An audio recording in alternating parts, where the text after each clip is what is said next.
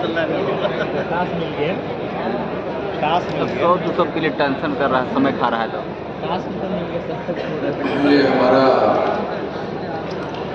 दोपहर का सत्र है, तीसरे दिन के अधिवेशन का, और ख़ास तौर पर भारत मुक्ति मोर्चा का जो 3 दिन का अधिवेशन हो रहा है, होने जा रहा है, उसका पहला दिन है।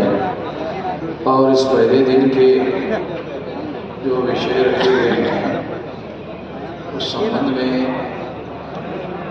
कुछ बातें मैं आप लोगों के सामने रखना चाहता हूँ।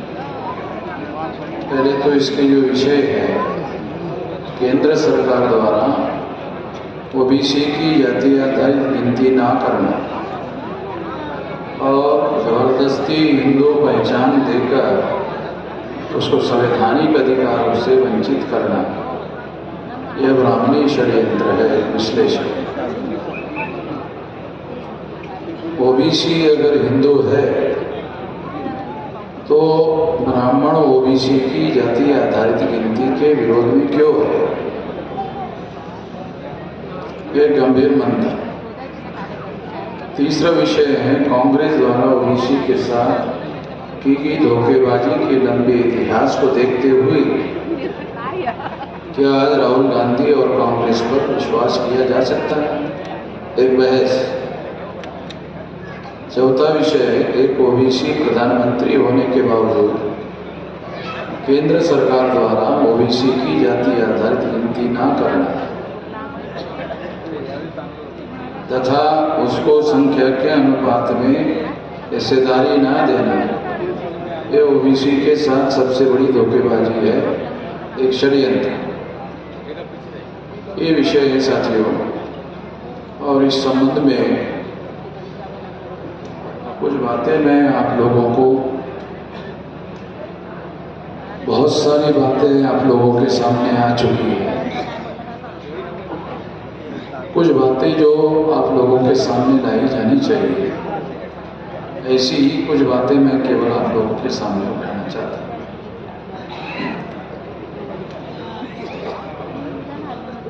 छब्बीस जनवरी 1950 को देश में संविधान लागू हो गया और संविधान के अनुसार इस देश के पहले सभी लोगों को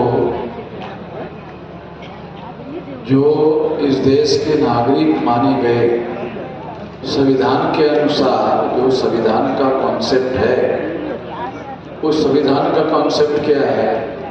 संविधान का कॉन्सेप्ट है सिटीजन ऑफ इंडिया। अगर आप संविधान पढ़ो तो आपको पता चलेगा कि संविधान में सिटीजन ऑफ इंडिया के नाम पर अधिकार दिए गए हैं। तो ये जो सिटीजन ऑफ इंडिया है, भारत में उन लोगों को जब ये अधिकार दिए गए तो अधिकार देने की वजह से ये जागृति देश के अंदर आई कि जिस देश में जिनकी संख्या ज़्यादा है उन लोगों को संख्या के अनुपात में अधिकार क्यों नहीं है। और इस वजह से ओबीसी की गिनती का मामला आज़ादी के आंदोलन में भी उठा और आज़ादी के बाद जब संविधान लागू हुआ उसके बाद में ओबीसी का मुद्दा कांग्रेस के द्वारा दबाने की कोशिश हुई, क्योंकि जो ऊपर से कांग्रेस का राज था वो मूल रूप से ब्राह्मणों का राज था।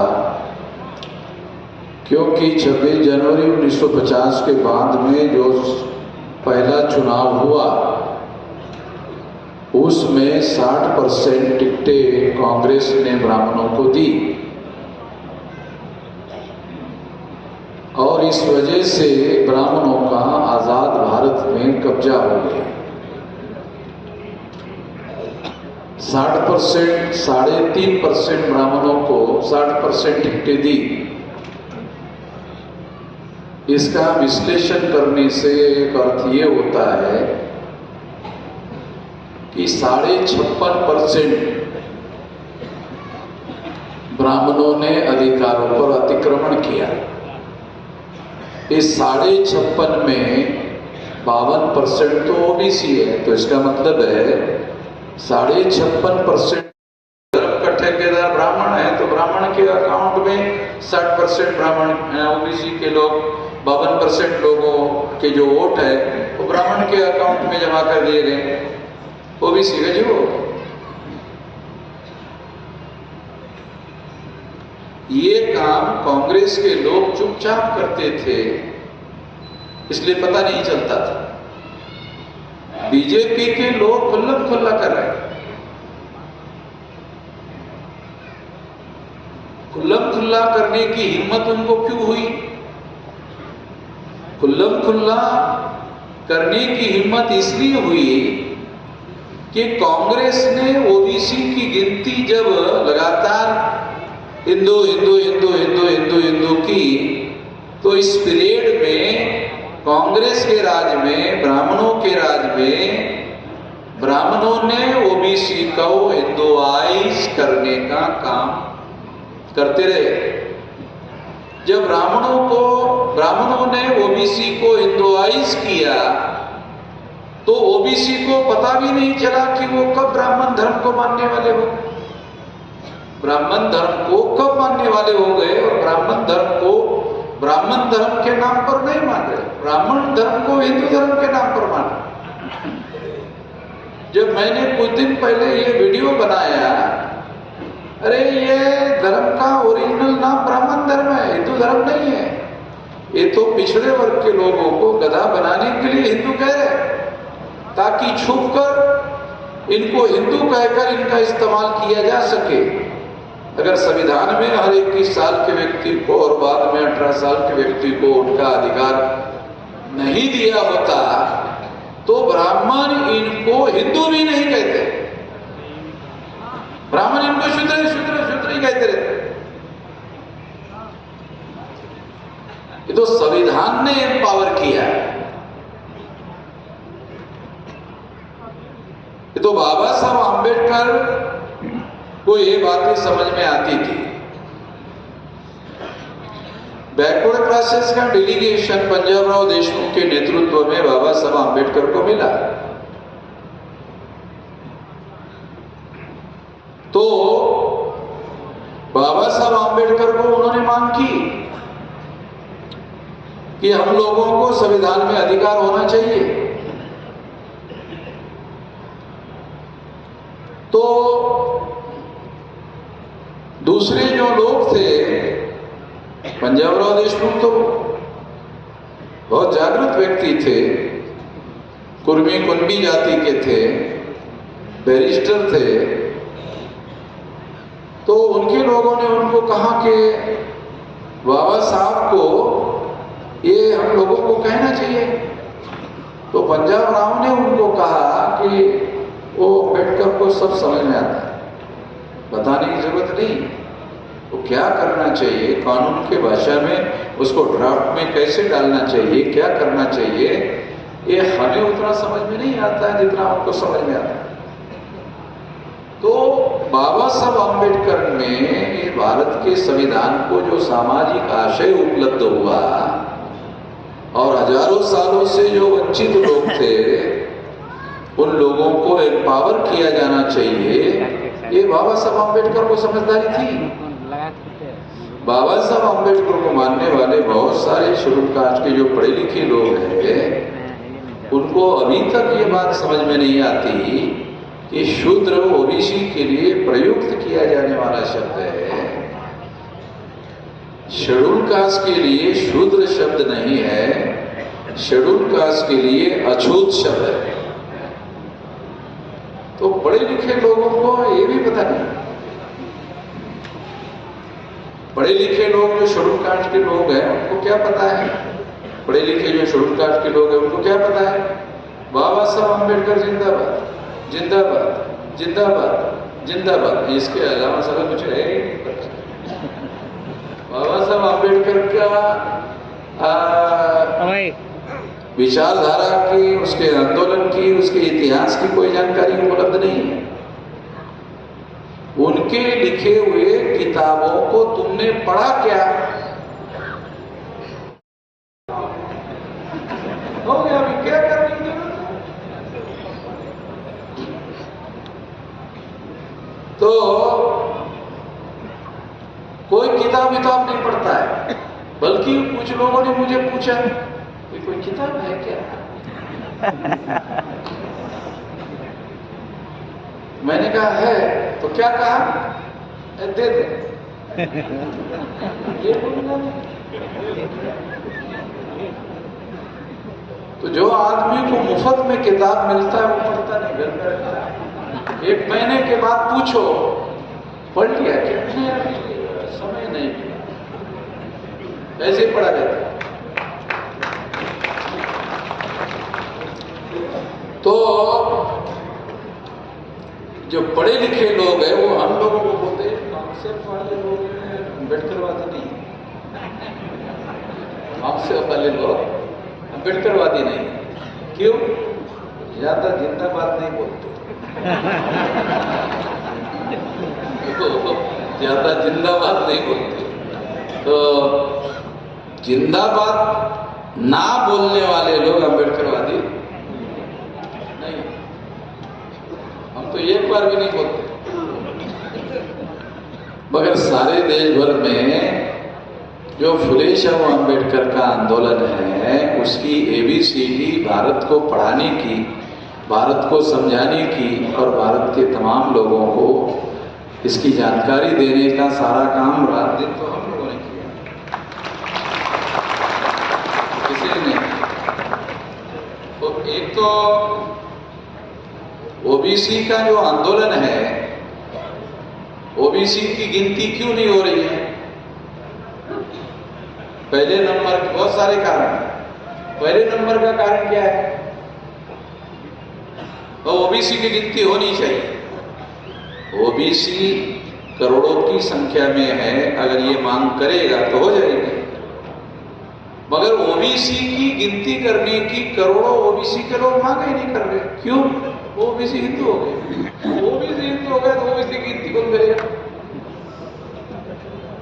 OBC हिंदू हो गया तो उसको अभी गिनती करने की, OBC के नाम पर गिनती करने की अरे क्या करिए, क्या जरूरत है? अरे हिंदू के नाम पर आप ब्राह्मण धर्म को मानने वाले हो जाते हो, और ब्राह्मण धर्म ने हजारों सालों से आपको अधिकार वंचित किया। OBC के नाम पर अधिकार मिला। संविधान ने OBC के नाम पर एम्पावर किया। हिंदू के नाम पर तो ब्राह्मण जो बाबा साहब अम्बेडकर ने एम्पावर किया, OBC के नाम पर वो हिंदू के नाम पर हाईजैक हो जाता है। तो ये OBC के लोगों को फील्ड में जाकर समझाने की जरूरत है, और इसके लिए अलग से सारे देश भर में संगठन बनाकर आंदोलन चलाने की जरूरत है। जो 52% OBC है, आज का चित्र आपको बता रहा, जो 52% OBC है वो 3.5% ब्राह्मणों के पीछे।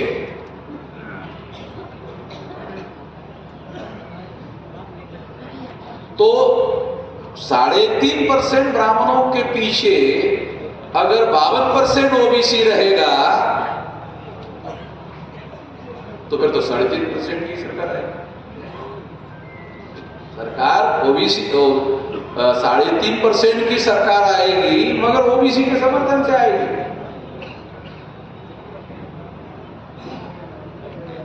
सरकार 3.5% की रहेगी। अब देखो बीजेपी की सरकार जो है ये 3.5% वालों की सरकार है। देश का प्रधानमंत्री OBC का आदमी है, वो OBC की गिनती करने की बात ही नहीं करता। क्यों? क्योंकि उसको अंदर से मालूम है वो ब्राह्मणों के द्वारा नॉमिनेटेड प्राइम मिनिस्टर है। Narendra Modi nominated prime minister है एंड नॉमिनेटेड बाय आरएसएस ब्राह्मण, नॉट ओनली ब्राह्मण बट आरएसएस ब्राह्मण। आरएसएस के ब्राह्मणों के द्वारा Narendra Modi nominated prime minister है। ओबीसी की बात नहीं कर सकते।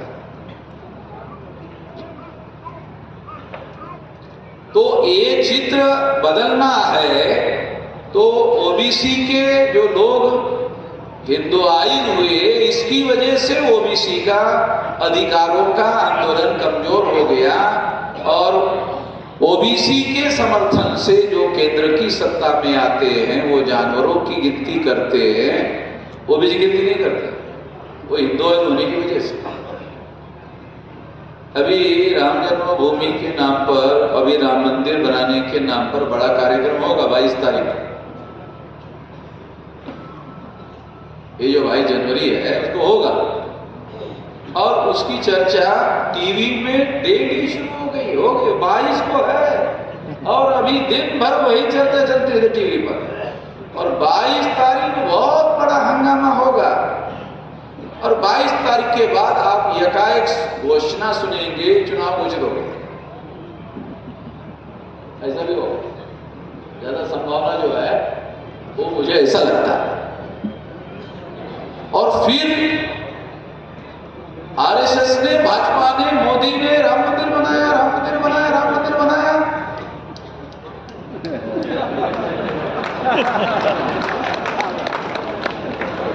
पता भी नहीं चलेगा।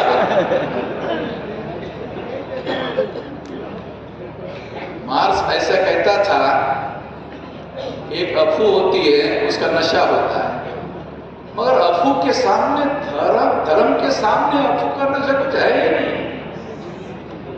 धर्म का जो नशा है वो बहुत खतरनाक नशा है।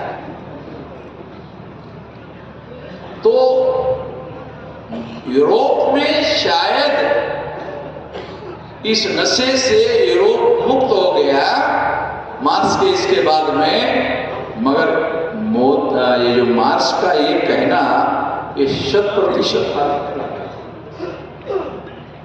इसका ब्राह्मणों ने सबसे ज्यादा उपयोग किया।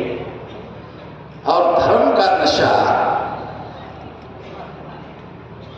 ओबीसी के आदमी को ब्राह्मणों ने पैदा किया, वो इसी नशे में रहता है और इसकी वजह से वो नशे में ही,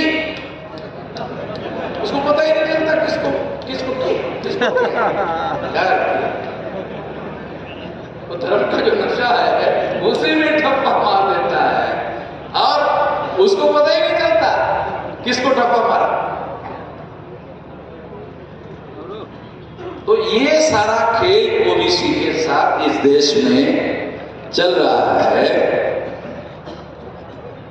असल में ओबीसी का महत्वपूर्ण मुद्दा क्या होना चाहिए? मुद्दा होना चाहिए सत्ता में हिस्सेदारी के संदर्भ में हम लोग ज्यादातर बात करते हैं और हम लोग भाषणों में बातें करते रहते हैं, ब्राह्मणों के इतने आईएएस है, इतने आईपीएस है, इतने आईआरएस है। तो इसका मतलब है हम सत्ता के संदर्भ में बात करते हैं, हम तमाम लोग और खासतौर पर ओबीसी के लोग सत्ता के संदर्भ में बात करते हैं। एक ज्योतिराव फुले का आंदोलन अगर छोड़ दिया जाए, बुद्धा का आंदोलन प्राचीन काल में छोड़ दिया जाए, आधुनिक भारत में ज्योतिराव फुले का आंदोलन अगर छोड़ दिया जाए, तो ओबीसी के लोगों के द्वारा इस देश में समता, स्वतंत्रता, बंधुता और न्याय पर आधारित समाज और राष्ट्र का निर्माण करना चाहिए। इसके लिए कोई आंदोलन करने के लिए ओबीसी के लोग पहल कर रहे हैं, ऐसा दिखाई देता। अगर समता, स्वतंत्रता, बंधुता और न्याय पर आधारित समाज और राष्ट्र का निर्माण करने के लिए जैसे बुद्धा ने, अशोका ने और ज्योतिराव फुले ने पहल की, उस तरह की पहल अगर ओबीसी के द्वारा हुई तो भारत की समस्या का समाधान हो सकता है। ये होना बहुत ज्यादा जरूरी है, ये किया जाना बहुत ज्यादा जरूरी है। तो इसलिए इस बात को हम लोगों को जानना समझना बहुत ज्यादा जरूरी है। और आने वाले समय में मैं ऐसा मानता हूं कि ये हम लोगों को करना चाहिए। इस धर्म के नशे की वजह से ही आरएसएस के ब्राह्मणों का इतना ज्यादा कब्जा हो गया, इतना ज्यादा कब्जा हो गया कि एक समय ऐसा था जब अडवाणी ने राम मंदिर के लिए रथ यात्रा निकाली। अटल बिहारी रथ यात्रा में झंडी दिखाने के लिए भी नहीं, याद है आप लोगों को? अटल बिहारी ब्राह्मण थे, वो झंडी दिखाने के लिए नहीं, बल्कि इस योजना के विरोध में था। मगर अडवाणी ने रथ यात्रा निकाली और सारे देश भर में धर्म का नशा फैला। किसने? अडवाणी ने। ये जो धर्म का नशा है ये अडवाणी ने देश में फैलाया। देशव्यापी ये नशा अडवाणी ने फैलाया, अडवाणी ने बनाया।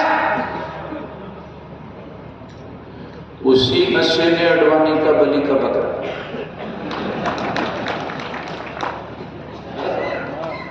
अडवाणी को प्राइवेट में शायद सोचता होगा ये साला इसका बलि का बकरा है।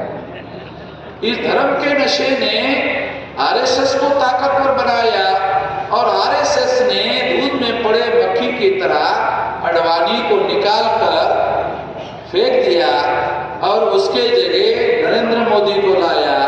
अभी आजकल जैसे एक समय अडवाणी सारे देश भर में भाजपा संगठन में होता था, आज मोदी हो रहा है। आज के तारीख में मोदी हो रहा है। अडवाणी की तरह मोदी कब गायब हो जाएगा पता ही नहीं चलेगा। मोदी को भी अडवाणी की तरह दूध में पड़े मक्खी की तरह निकाल के फेंक देंगे आरएसएस वाले और मोदी कुछ कर नहीं पाएगा। क्यों? मौलिक कारण आपको बताता हूं। संगठन मोदी का नहीं है, संगठन सारा कुछ हो रहा है संगठन के बदौलत हो रहा है।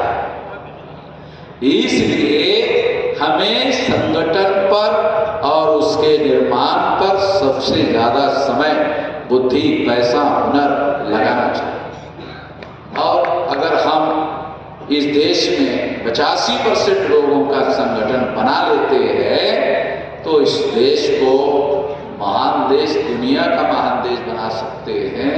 ऐसा हमको करना चाहिए। ऐसा करने के लिए हम लोग तैयारी कर रहे हैं। आप लोग साथ सहयोग करोगे, इस आशा और विश्वास के साथ आपने मेरी बात ध्यान से सुनी, इसके लिए आभार।